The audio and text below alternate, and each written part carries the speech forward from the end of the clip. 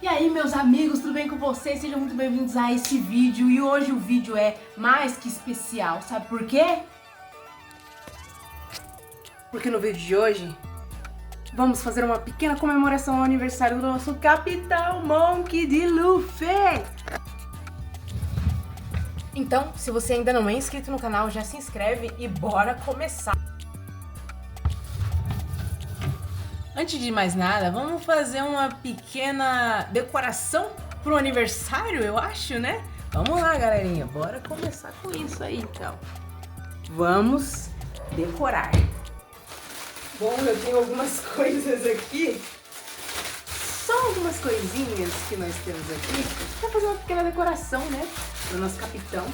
Olha aqui o que nós temos. Gente do céu, vocês não fazem ideia de como eu gosto de fazer essas coisas, tá? Bom, chão cheio de balões, ok. Cadeirinha aqui também, ok. Agora, venha me ver fazendo porcaria! Bom, gente, primeiramente que esses balões, eles são, digamos assim, o que sobrou da minha festa de aniversário que a minha família fez. Uma festa surpresa pra mim, tecnicamente, né? E, nossa, gente, foi muito legal, foi muito bacana mesmo. Eu sempre gosto de fazer coisinha de teminha, esses negócios, entendeu? Então eu pensei, por que não fazer uma pequena comemoração lá no canal, né? Porque eu vou trazer também o devocional, né? Vamos ver aqui. Nessa hora foi hashtag taca-lhe durex. Meu amigo, eu tava colocando lá os durex e tal. Eu vou terminar aqui rapidinho e daqui a pouco eu já volto com vocês com tudo pronto. E aí, gente, esse foi o resultado da nossa pequena decoração. Tem o Luffy Gear 5 aqui. Deixa ele ali. Deixa ele ali que ele também faz parte da decoração. Olha essa carinha, olha, ó. A carinha dele, bichinho. Vamos começar por essa action figure do Luffy, tá? Vamos começar por essa action figure, tá bom? Tá. Vamos começar por isso, ok. Próximo. Eu tenho ali um desenho que eu fiz dele e o Momonosuke. Cadê? Foca aí, gente. Bom, tem um quadro dele aqui, tem outra picture dele. Bom, tem ele aqui, né? Gear 5, que eu mostrei pra vocês. Tem ele cabeçudinho aqui de novo. Rebaixado, tá? Luffy rebaixado, cabeçudinho. Temos ele ali com o Zoro. Temos ele aqui com touquinha de sapinho. Temos um Gear 5 de novo, foi um desenho que eu fiz também. Temos ele ali, o rei dos piratas, King of Pirates. Cara, outra coisa que o Luffy ele é muito observador. A gente pensa que não, mas ele já usava o hack do observador desde que ele era criança. A gente sabe. Ele observava muito as coisas, cara. Ele olhava as paradas. Ele, sabe, principalmente lá quando ele tava lá no Monte Colubo, que ele ficava observando o Ace, ele ficava seguindo, indo atrás dele, vendo as coisas e ele ia atrás, não tava nem aí, tá ligado? Ele seguia mesmo, ele corria mesmo. Ia pros perigos, tudo mais. Bom, ele também é bastante ambicioso. Ele realmente...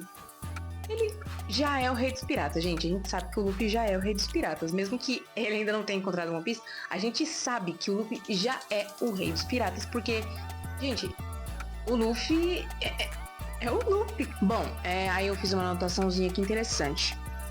Vou ler pra vocês aqui, ó. Ele nos ensina a força da vontade. E quando realmente estamos dispostos a ir atrás de algo, precisamos ter essa força, porque no caminho mesmo, nós já nos tornamos aquilo. Todo mundo que assistiu One Piece sabe que, na verdade, o Luffy já é o rei dos piratas, e que ele só ainda não achou One Piece. Em 1 Coríntios capítulo 13, versículo 9, e o versículo 10 diz o seguinte: porque em parte conhecemos e em parte profetizamos, mas quando o que é perfeito vier, então o que é em parte será aniquilado, ou seja...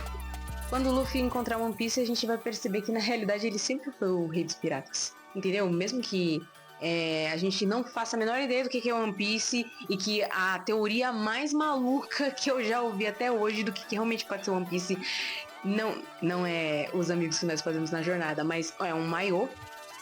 A gente sabe que, de qualquer forma, ele já é o rei dos piratas, né? Em muitos momentos... Em muitos momentos, a gente percebe que o Luffy, ele é bem infantil, né? Como, por exemplo, em questão da quantidade monstruosa de comida que ele come, até porque ainda mais porque ele virou borracha, então, tecnicamente, o estômago dele também virou borracha, todos os órgãos dele viraram borracha, então ele realmente é um poço sem fundo. E não importa o quanto ele coma, ou o quão cheia a barriga dele esteja, depois ele vai, tipo, ele estica, entendeu? Então, aí ele fica tranquileba. Ele, como eu já disse no começo pra vocês, ele é muito inocente, entendeu?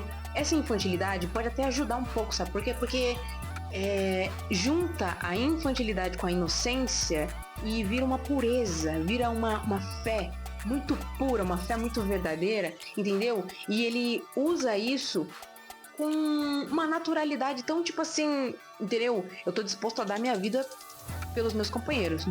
Não importa a situação, não importa o inimigo. Ele pode ter o triplo, quádruplo do meu tamanho, não importa. E Jesus, sabe o que Jesus diz a respeito disso, de infantilidade, de ser como uma criança? Não é infantilidade em questão de imaturidade. Calma lá, canguru. Mas em questão de fé, de você acreditar. Você tá me entendendo? De você ter fé, de você acreditar em uma coisa. Jesus, ele fala sobre isso em Mateus capítulo 18, versículo 2 até o versículo 5. Que nós temos que ter um coração como de uma criança. E que a gente não vai entrar no reino do céu se a gente não tiver um coração como de uma criança. Entendeu? Porque o céu é feito para pessoas simples, pessoas dependentes de Deus. Como crianças, como filhos, que dependem do pai. Entendeu?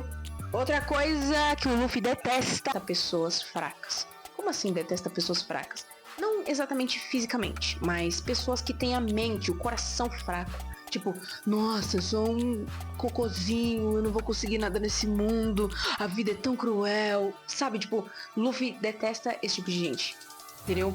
Tipo assim, não em questão de eu te odeio, entendeu? Mas esse seu discurso de eu sou fraco e eu não consigo fazer nada é uma grande mentira. É uma mentira que a nossa mente inventa. E às vezes a gente se sente assim. Vamos falar a verdade. Às vezes eu me sinto assim. Às vezes eu me sinto fraca. Às vezes eu me sinto tipo, cara, pra que eu tô aqui? O que é que eu tô fazendo aqui, meu Deus? Só que aí ele me faz lembrar que eu tenho um propósito. Você tem um propósito. Eu já falei isso aqui várias vezes no canal. Isso é verdade.